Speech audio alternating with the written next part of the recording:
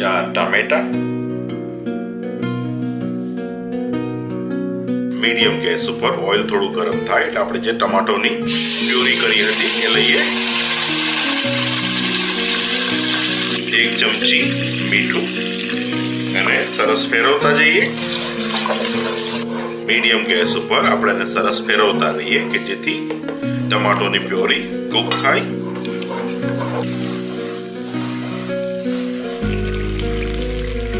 એક કપ ફેટેલું દહીં, 1/2 ચમચી લાલ મરચું, 1/2 ચમચી હળદર, બધાને સરસ ફીટી લઈએ.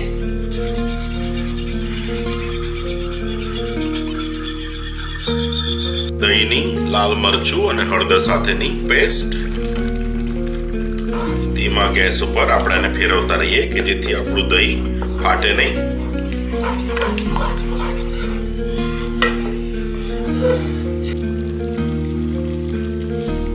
મલાઈ ચિકન ટંગડી બનાવવા માટે તમે જોઈ શકો છો કે આપણે અહીંયા આગળ ચિકનના લેગ પીસીસ લીધા છે. એને આપણે આખા જ પીસમાં કૂક કરીશું.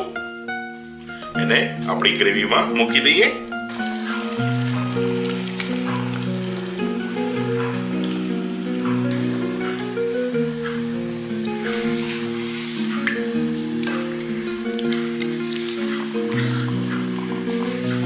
ઢાંકી દઈને મીડિયમ ગેસ ઉપર 5 મિનિટ માટે ચિકન લેગ પીસને કૂક થવા દઈએ. ચિકનના પીસીસને આપણે ફેરવી દઈએ કે જેથી બીજી બાજુથી પણ સરસ રીતે કૂક થાય.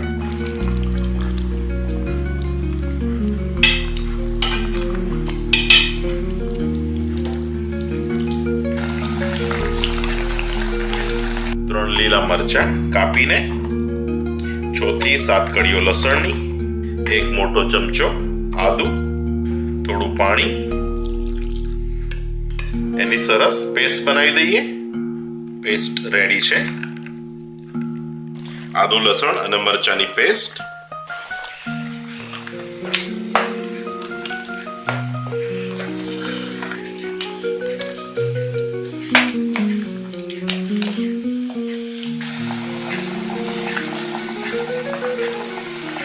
એક ચમચી આખા દાણા, 1 ચમચી જીરું, 1 ચમચી વરિયાળી, 1 ચમચું કાળા મરી, 10 થી 12 લવિંગ, 2 કાળો એલચો, 4 ગ્રીન ઇલાયચી, 1 ઇંચ તજનું લાકડું, 1/2 કપ બદામ, 1/2 કપ કાજુ, 1/2 કપ મગજતરી મેલન સીડ્સ. એને ધીમા તાપે સરસ શેકી લઈએ.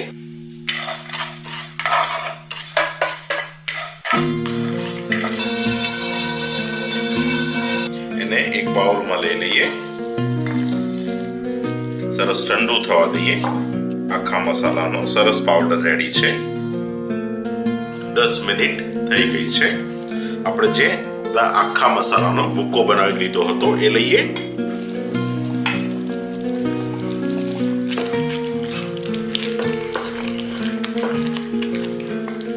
આ ભૂકો નાખવાની સાથે જ આપણી ગ્રેવી એકદમ સરસ દાણાદાર થશે.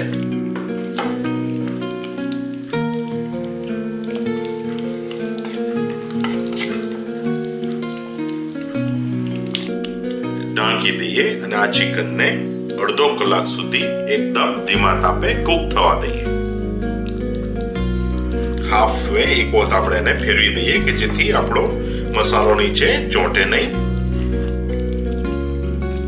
તમે જોઈ શકો છો કે આપણા ચિકનનો બહુ જ સરસ કલર દેખાઈ રહ્યો છે. ચિકન બહુ જ સ્વાદિષ્ટ પણ થવાનું છે.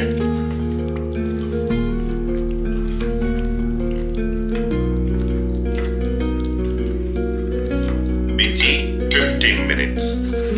1/2 કપ થીક ક્રીમ, મોટો ચમચો કસૂરી મેથી ક્રશ કરીને એક વખત સરસ ફેરવી દઈએ.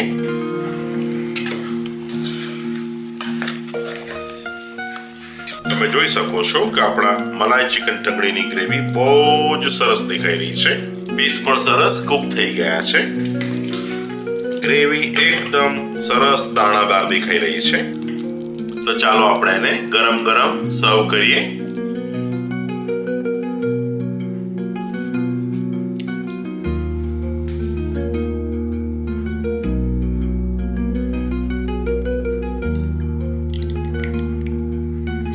Cream on top, chop coriander,